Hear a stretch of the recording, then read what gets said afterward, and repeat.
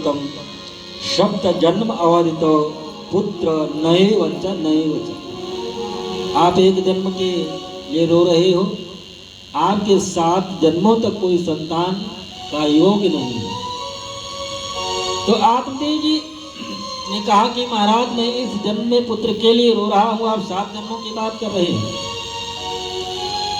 मैं आपके चरणों में ही सर पटक पटक करके अपने शरीर को छोड़ दूंगा और आपको ब्राह्मण हत्या लग जाएगी। या तो आप कोई उपाय करें जिससे हमको संतान की प्राप्ति हो। सन्यासी महाराज मन में विचार करने लगे, कहां सीधे साधे जा रहे थे, कहां ब्राह्मण के चक्कर में आकर के फंस गए। सन्यासी महाराज ने फल दिया, ये फल ले जाकर के अपनी पत्नी को खिला देना, जिससे आपके घर में संतान की प्राप्ति होगी। आत्मदेव जी फल लेकर के आए, अपनी पत्नी धुंधली को दिए, लेकिन वो मन में कुतर्क करते हुए फल को खाए नहीं। उसके बहन आए हुए थे, उसने सलाह दिया कि ये फल की परीक्षा करने के लिए द्वार पर जो बंधी गाय है इसको खिला दो, और मैं गर्भवती हूँ, हमको संतान होगी, हम आपको ला करके दे दूंगी। धुंधली ने ऐसा ही किया, फल ले जा करके गऊ को खिला दी और स्वयं गर्भवती होने का नाटक करती रही। समय आने पर जब उसकी बहन को संतान हुआ, ला करके उसको दी और स्वयं से अपने ताली बजा करके घर में लड़का पैदा हुआ। कुछ दिनों के बाद में गौ माता को जो फल खिलाई थी, गौ माता से भी सुंदर संतान की प्राप्ति हुई, और गौ माता से उत्पन्न जो पुत्र था उसके कान बड़े बड़े थे। तो अपने बेटे का नाम आत्मदेव जी मन में विचार किए कि हमारा नाम आत्मदेव, तो बेटे का नाम परमात्मदेव होना चाहिए। धुंधली ने कहा कि 9 महीने तक हमने गर्भ में धारण किया और आप अपने नाम से जोड़ करके बेटे का नाम रखेंगे। तो आत्मदेव जी ने कहा, तो धुंधली ने कहा कि मेरा बेटा, इसको गर्भ में मैंने धारण किया, मेरा नाम धुंधली, तो मेरे बेटे का नाम धुंधकारी होना चाहिए। और गौ माता से जो उत्पन्न पुत्र था, गौ माता देखने में तो मानव ही था, लेकिन उसका कान गौ माता के सादृश था, तो बड़े बड़े थे। तो आत्मदेव जी महाराज ने उसका नाम गोकर्ण रखा। सनत कुमार जी महाराज कहते हैं कि गोकर्ण जी महाराज तो महान प्रकंड विद्वान पंडित हुए। गोकर्णा पंडितो ज्ञानी धुंधकारी महाखला। धुंधकारी तो बहुत दुष्ट हुआ, गोकर्ण संतों का प्रसाद था, इसलिए गोकर्णा पंडितो ज्ञानी, बहुत बड़ा पंडित ज्ञानी हुए। और विद्या अध्ययन करने के लिए, तीर्थाटन करने के लिए गोकर्ण महाराज घर से बाहर चले गए। और इधर धुंधकारी जो था इतना दुष्ट था कि बालकों के साथ में खेलते छोटे छोटे बालकों को तालाब में डाल देता, किसी को कुएं में डाल देता, किसी को मार देता। जिस आत्मदेव जी महाराज की चारों तरफ प्रतिष्ठा थी, लोग उनका सम्मान किया करते थे, वही सब आकर के शिकायत करने लगे। आत्मदेव जी मन में विचार करने लगे कि जो इतना सम्मान, आज बेटे के कारण चारों तरफ हमको अब मुंह सर उठा करके नहीं चल सकते। महात्मा जी ने ठीक ही कहा था, महात्मा जी ने ठीक ही कहा था, घर में कोई बेटा बेटी नहीं होता तो ठीक था, आज इस बेटे के कारण कहीं मैं सर उठा करके चल नहीं सकता, सर उठा करके निकल नहीं सकता। घर में उदास बैठे हुए थे। रात्रि में गोकर्ण जी महाराज आए, पिता को अनेक प्रकार से समझाते हैं कि पिताजी आप किस लिए दुखी हैं, आपके आंखों में आंसू। गोकर्ण जी कहते हैं कि क्या बेटों के कारण हमारे कारण आपके आंखों में आंसू आया। गोकर्ण जी कहते हैं कि यदि बेटा युवा हो जाए और बेटे के कारण यदि पिता के आंखों में आंसू आ जाए तो उस बेटे को नरक में भी ठिकाना नहीं मिलता। क्या हम लोगों के कोई परेशानी है, आपको कोई कष्ट हुआ? आत्मदेव जी ने कहा कि आपके द्वारा कोई कष्ट नहीं हुआ, लेकिन आपका जो बड़ा भाई है धुंधकारी, वो इतना दुष्ट है, अत्याचारी है। आत्महत्या भी नहीं कर सकता, घर में रहूं तो घर से बाहर नहीं निकल सकता, उसके कारण करूं तो अब करूं क्या। गोकर्ण जी अपने पिता आत्मदेव को समझाते हैं कि पिताजी, आपके हृदय में जो ये कष्ट है, जो ये वेदना है, इसका मूल कारण एक है, वो ये है कि देहे स्थिता मांस हृदय अभिमतिम त्यजत्वम जाया सुतादिर सदा ममताम विमुंच। आपके हृदय में जो कष्ट है, वेदना है, उसका मूल कारण ये है कि आप इस शरीर को अपना मानते हैं। ये हाड़ मांस का जो शरीर है इसको आप अपना मानते हैं, इससे जुड़े हुए सभी रिश्ते नाते को आप अपना मानते हैं। आप इससे जुड़े हुए रिश्ते के कारण है कि धुंधकारी हमारा बेटा है, जिसके कारण से आप दुखी हैं। और वास्तव में आप मन में विचार करें, क्या आप ये शरीर हैं? यदि ये शरीर आपका है, यदि आपका ये शरीर आपका है, तो ये शरीर एक दिन बालक अवस्था में थी, फिर युवा अवस्था में आई और आज ये वृद्धावस्था को प्राप्त हो रही है। कौन युवा अवस्था का परित्याग करके वृद्ध होना चाहेगा? यदि आपका ये शरीर है तो वृद्ध हो गए, आपकी आंखें हैं, ये काम करना बंद कर दी, ये आपका हाथ पैर है, ये काम करना बंद कर दिए। जब ये शरीर ही आपका नहीं है तो इससे जुड़े हुए रिश्ते नाते आपके कैसे हो सकते हैं? अनेक प्रकार से गोकर्ण जी महाराज पिता को समझाए, आत्मदेव को। रात्रि में बेटा आत्मदेव जी महाराज और गोकर्ण निकल गए और ये धुंधकारी संसार के जितने भी दुष्कर्म है वो सब करने लगा। जुआ खेलता, शराब पीता, चोरी करता। एक दिन शराब पीने के लिए पैसा माँ से मांगने लगा, धुंधली से। और माँ ने कहा कि अब बेटा कुछ घर में बचा नहीं, जो कुछ था मैंने तुमको दे दिया। धुंधकारी ने कहा कि माँ देगी नहीं तो मैं तुमको पीट पीट करके मार डालूंगा। धुंधली उसकी माँ, रात्रि का समय था, देखा कि अब बेटा पीट पीट करके मार डालेगा, मरना तो है ही, और माँ कुएं में कूद करके आत्महत्या कर दी। ये धुंधकारी राजा के यहाँ चोरी करके बहुत सा धन संपत्ति लूट करके घर में लाया। घर में 5 वैश्याओं को ला करके रख लिया। वैश्याओं ने जब देखा कि ये राजा के यहाँ से चोरी करके लाया है, राजा को ये पता चलेगा कि ये राजा के यहाँ का ये धन है, तो राजा इसको फांसी तो देंगे ही, और साथ साथ में हम लोगों को भी फांसी पर लटका देंगे। तो 5 वैश्याओं ने मिल करके रात्रि में धुंधकारी को बांध करके मारना प्रारंभ किया। लेकिन वो इतना बड़ा पापी था कि इसकी मृत्यु नहीं हो रही थी, मर ही नहीं रहा था। चारपाई में बांध करके मुंह में उसके आग का अंगार भर भर करके उन 5 वैश्याओं ने मिलकर के धुंधकारी को मार दिया। घर में जो राजा के यहाँ लाया हुआ धन संपत्ति लेकर के 5 वैश्याएं चली गई। और ये धुंधकारी इतना भयंकर प्रेत हुआ कि अब जिस घर में वो रहता था वहां पर कटीले वृक्ष जम गए। रात एक में सूर्य अस्त के बाद में किसी की हिम्मत नहीं पड़ती कि उधर से निकल जाए। इधर गोकर्ण जी महाराज को जब पता चला कि माँ भी मरी, आत्महत्या कर ली,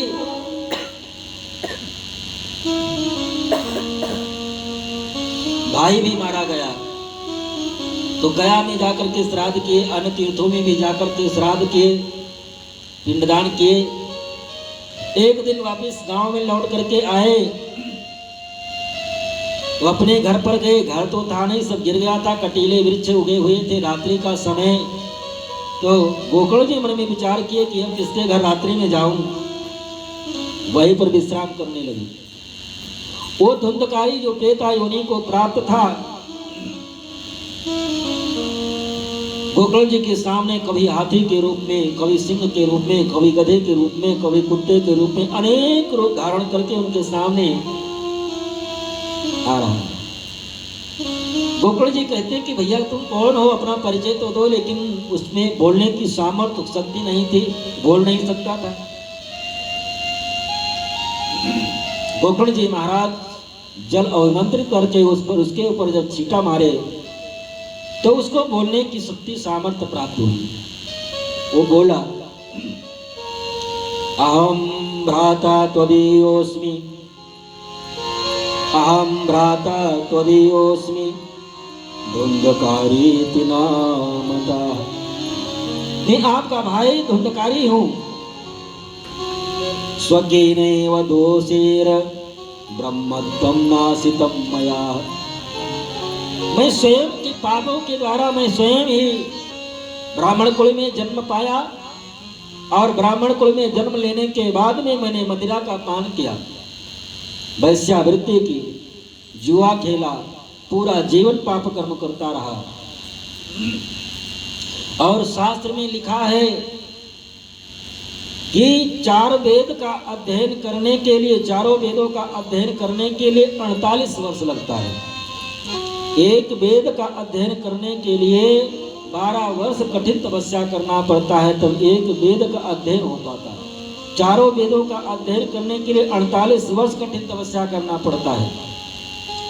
और वो ब्राह्मण यदि 48 वर्ष कठिन तपस्या करके चारों वेद को जो प्राप्त कर लिया हो और एक बार शराब पी ले तो उसकी 48 वर्ष की तपस्या, उसका 48 वर्ष का जो पुण्य है वो समाप्त हो जाता है। ब्राह्मण एक बार यदि शराब पी लेता है तो उसके 48 वर्ष का पुण्य, जो भी तीर्थ धर्म कर्म पूजा पाठ जो भी कुछ किया होता है वो सब समाप्त हो जाता है। और जो ब्राह्मण आजकल रोजे सीताराम करते हैं उनकी क्या दशा होती वो तो भगवान ने जाने।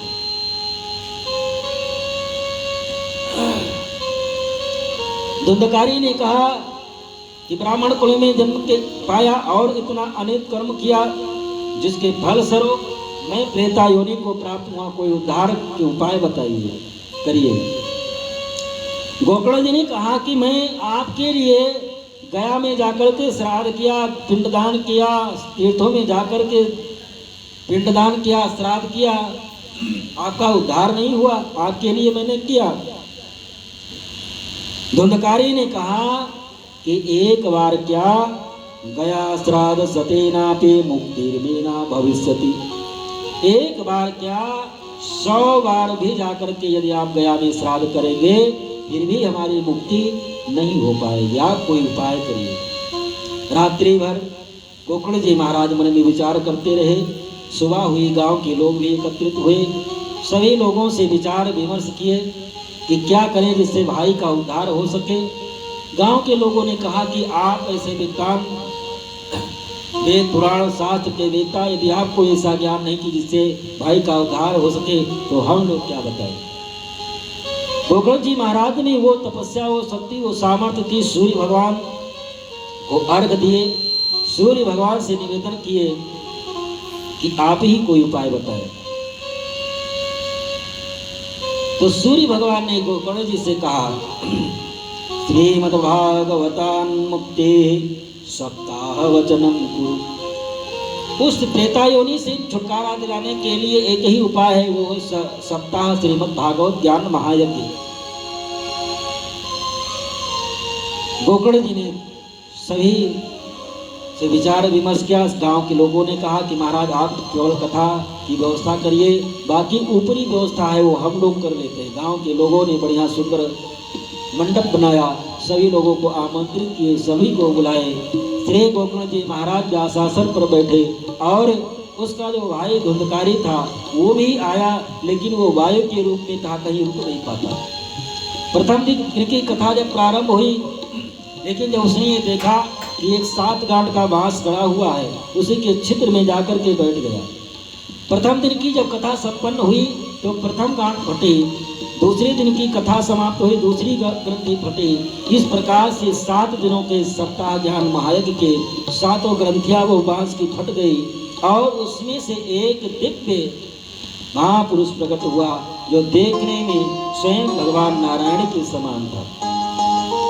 क्रीर कुंडल मुकुट धारण किए हुए और पूरे गांव के देखते देखते वैकुंठ धाम से भगवान नारायण के पार्षद आए और उस धुंधकारी को अपने विमान पर बैठा करके वैकुंठ धाम को चले। शरद कुमार कहते हैं कि ये महिमा है श्रीमद् भागवत महापुराण की। धन्या भागवती वार्ता वेद पीड़ा विनाशन। यहाँ पर किसी ने प्रश्न किया कि महाराज अत्रैव बहवः सन्ति श्रोतारो निर्मलाः। यहाँ पर हजारों की संख्या में सुनने वाले लोग थे, लेकिन विमान आया तो केवल एक ही के लिए क्यों आया? सबके लिए आना चाहिए था। शरद कुमार कहते हैं कि जिस प्रकार से धुंधकारी ने सुना उस प्रकार से सब लोगों ने नहीं सुना। जिस प्रकार से ध्यान अवस्था में होकर के कथा को श्रवण किया, मनन किया, अपने में उतारा, उस प्रकार से अन्य लोगों ने की नहीं। क्योंकि कथा में बैठने से कथा नहीं सुनी जा सकती। आप लोगों ने श्रीरामचरितमानस पढ़ा होगा। भगवान शंकर सती के साथ में अगस्त की यहाँ दोनों लोग कथा सुनने के लिए गए। अगस्त जी महाराज कथा सुनाए, लेकिन बाबा गोस्वामी तुलसीदास लिखते हैं कि केवल भगवान शिव ने ही कथा सुनी और सती ने कथा नहीं सुनी। तो क्या वहाँ पर कान में उंगली लगा करके बैठी थी? ना, कान में उंगली भी नहीं लगाई बैठी। शरीर से तो वहाँ बैठी थी, लेकिन मन वहाँ नहीं था।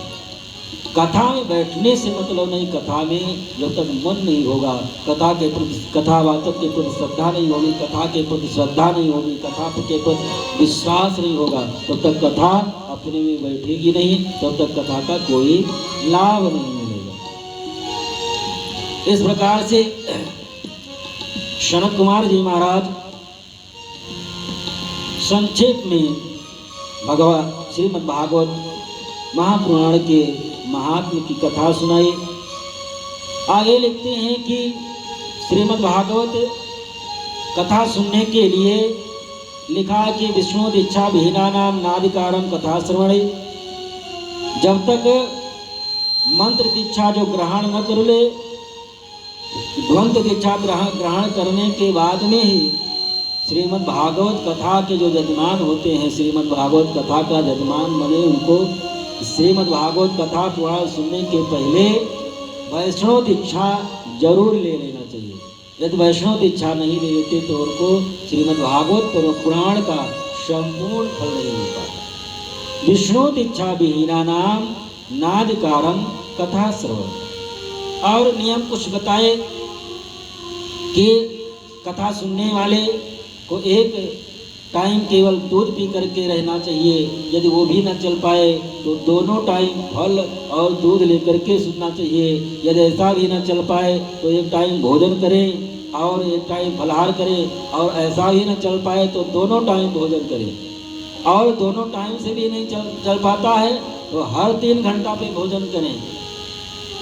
केवल ये होना चाहिए कि कथा सुनने के लिए बैठें तो बैठने में कोई तकलीफ ना हो, बैठने में कोई तकलीफ ना हो कि कहीं पर कथा प्रारंभ हुई गई, बैठे हैं तो कथा में उठ करके कहीं जाना पड़े। इसलिए एक टाइम भोजन फलाहार इत्यादि की व्यवस्था बताई गई। और नहीं, और बाकी भागवत में ये नहीं वर्णन किया गया कि एक टाइम फलाहार नहीं फलाहार, ऐसा कुछ लिखा है। भोजनम तुम मरम मन्ने कथा श्रवण कारकम नोपवासों बड़ा प्रोक्तम कथा विघ्न करो। यदि आपको व्रत रह करके कथा सुनने में तकलीफ होती है तो आप व्रत मत रहिए। दोनों टाइम खाइए, 3 टाइम खाइए, 5 बार खाइए। यदि कथा में विघ्न करे कि हाँ व्रत करेंगे तो दवा खानी है या तो असमर्थता है, तो भोजन की मनाही नहीं है। और कथा सुनाने वाला कैसा होना चाहिए? विरक्तो वैष्णव विप्रो वेद शास्त्र विशुद्ध कृत दृष्टांत कुशलो धीरो वक्ता कार्यो अति निष्क्रिया। कथा सुनाने वाला ही इस प्रकार से होना चाहिए। इस प्रकार से संक्षेप में आप लोगों को श्रीमद् भागवत महापुराण के महात्म्य की कथा आज सुनिए, कल से आप लोग समय का ध्यान रखते हुए 7 बजे आएंगे और 7 बजे से 10 बजे तक 6 बजे हमारे जो साथ में सांगीतिक कलाकार हैं 6 बजे आ जाएंगे। 6 बजे से 7 बजे तक बढ़िया सुंदर भजन श्रवण करें। ठीक 7 बजे से कथा प्रारंभ होगी, 7 बजे से 10 बजे तक। आइए छोटी सी सुंदर भजन, इसके बाद में आरती और प्रसाद।